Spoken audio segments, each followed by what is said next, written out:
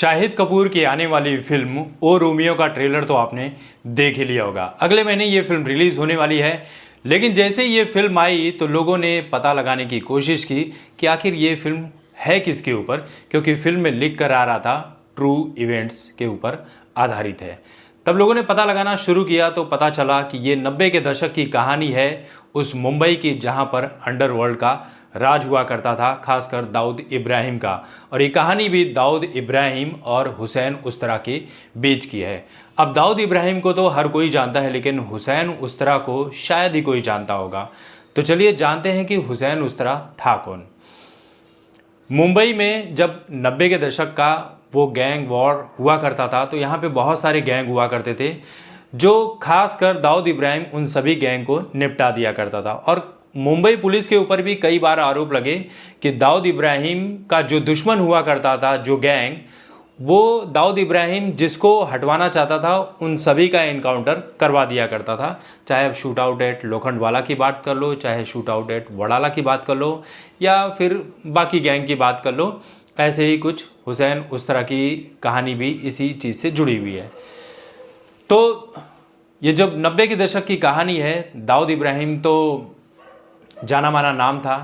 हुसैन उस्तरा को लेकर जो जैदी साहब हैं, जिन्होंने मुंबई डॉन्स के ऊपर किताबें लिखी है, कहते हैं कि जब वो पहली बार हुसैन उस्तरा से मिलने गए तो उसका नाम हुसैन शेख हुआ करता था। तो मेरे मिलने की उत्सुकता ऐसी थी कि मैं इंतज़ार कर रहा था कि कोई deal doll body builder type का व्यक्ति आएगा और उनसे मिलकर कुछ तगड़े सवाल किए जाएंगे। लेकिन जब वो व्यक्ति सामने आया तो एक दुबला पतला व्यक्ति था, सफ़ेद कुर्ता पहने हुए, नेताओं की भांति। और जब वो आया तो बड़े ही आसानी से मिला, मस्खरे किस्म का आदमी था, हंसी मजाक किया कर रहा था। तो हुसैन जदी ये बताते हैं।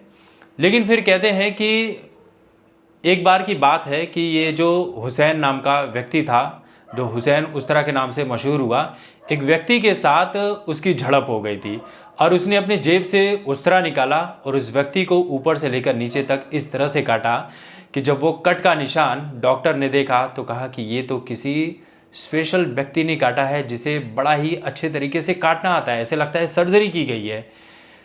तब से उस हुसैन शेख का नाम हुसैन उस्तरा पड़ गया, उस्तरा भाई पड़ गया। लोग उससे खौफ खाने लगे। आसपास के गली मोहल्ले में उसकी जो जान पहचान है, जो उसका माहौल था, वो बढ़ने लगा। और हुसैन उस्तरा की कहानी से अब थोड़ा हट कर आते हैं तो एक लेडी थी जिसका नाम था अशरफ।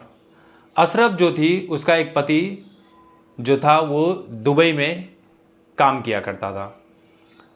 क्या काम किया करता था ये अशरफ को भी नहीं पता था। तो ये जो व्यक्ति था ये मुंबई आ रहा था और मुंबई जब ये पहुंचा तो मुंबई पुलिस ने उसे एनकाउंटर में मार गिराया। दूसरे दिन अखबार में खबर छपी तो पता चला कि ये दाऊद इब्राहिम के लिए काम किया करता था। इसका नाम महमूद या मोहम्मद कालिया था। तो पता चलता है अशरफ को, ये अशरफ का पति हुआ करता था। और अशरफ जो थी उसे पता चलता है कि ये दाऊद इब्राहिम के लिए काम करता था, लेकिन पति को जिस तरीके से मारा गया, क्योंकि उस व्यक्ति ने दाऊद इब्राहिम का काम करने से मना कर दिया था और दाऊद इब्राहिम ने पुलिस से मुखबिरी कर दी थी, मुंबई पुलिस से, और उसका एनकाउंटर करवा दिया। अब अशरफ जो थी वो दाऊद इब्राहिम से बदला लेने की सोचने लगी। तो वो पता लगाते लगाते पहुंची हुसैन उस्तरा के पास। हुसैन उस्तरा उसे भाई मार्शल आर्ट सिखाता है, कराटे वगैरह, बाइक चलाना सिखाता है, बंदूक चलाना सिखाता है। 2 महीने की ट्रेनिंग होती है और बुर्के और हिजाब में रहने वाली एक महिला अशरफ बन जाती है मुंबई की एक नई गैंगस्टर, जो हर काम में हर तरीके से लिप्त थी। लेकिन उसके बाद वो पहुंचती है और हुसैन उस्तरा ये दोनों जाते हैं अरुण गौली के पास, जो कि दाऊद इब्राहिम का सबसे बड़ा दुश्मन था। लेकिन दाऊद इब्राहिम जो अरुण गौली का दुश्मन था, अरुण गौली ये अशरफ जो थी और हुसैन, इनको मना कर देता है कि नहीं, मैं तुम्हारे लिए काम नहीं करूँगा, क्योंकि तुम वो व्यक्ति नहीं हो उस तरह के। यानी कि हिंदू मुस्लिम वाली भी बात वहाँ पर भी थी। मुसलमानों के ऊपर भरोसा नहीं किया करते थे उस वक्त के जितने भी डॉन हुआ करते थे, हिंदू डॉन। तो उसने मना कर दिया। तब अशरफ को लगा कि मुझे अपना नाम हिंदू रखना चाहिए। तो एक दिन वो नरीमन पॉइंट पर बैठी हुई थी हुसैन उसरा के साथ। और हुसैन उसरा उससे पूछता है कि तुम्हारा सपना क्या है।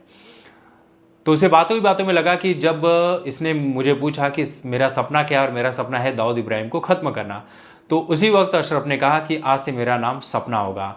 और उसके बाद सपना सपना दीदी बन गई।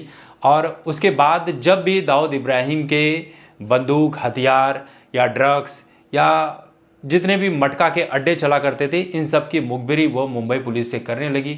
नेपाल के रास्ते जो उसका स्मगल हुआ सामान आया करता था, उसकी मुखबिरी करने लगी।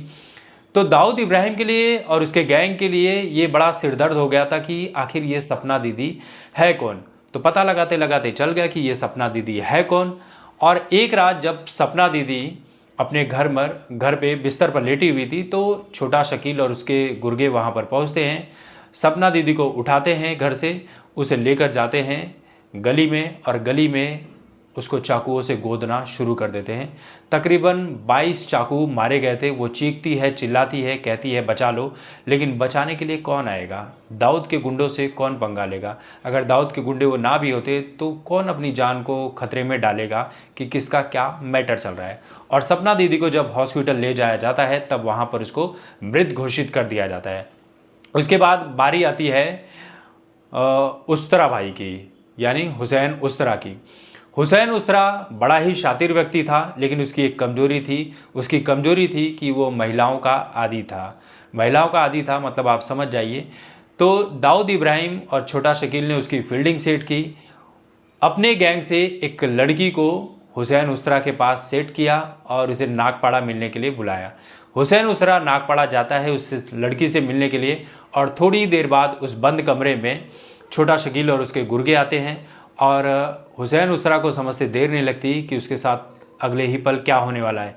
वो अपनी बंदूक निकाल पाता उसके पहले ही दाऊद इब्राहिम के गुर्गे जो है, वो जो गुंडे थे, वो हुसैन उसरा का काम तमाम कर देते हैं। और इसी के ऊपर शाहिद कपूर और तृप्ति डिमरी की ये फिल्म आ रही है, ओ रोमियो। और एक के बाद एक आप कह सकते हैं कि धुरंधर के बाद अब इस तरह की फिल्म आ रही है। इसका ट्रेलर लोगों ने काफ़ी पसंद किया है। फिल्म कैसी निकलती है वो देखने के बाद पता चलेगा।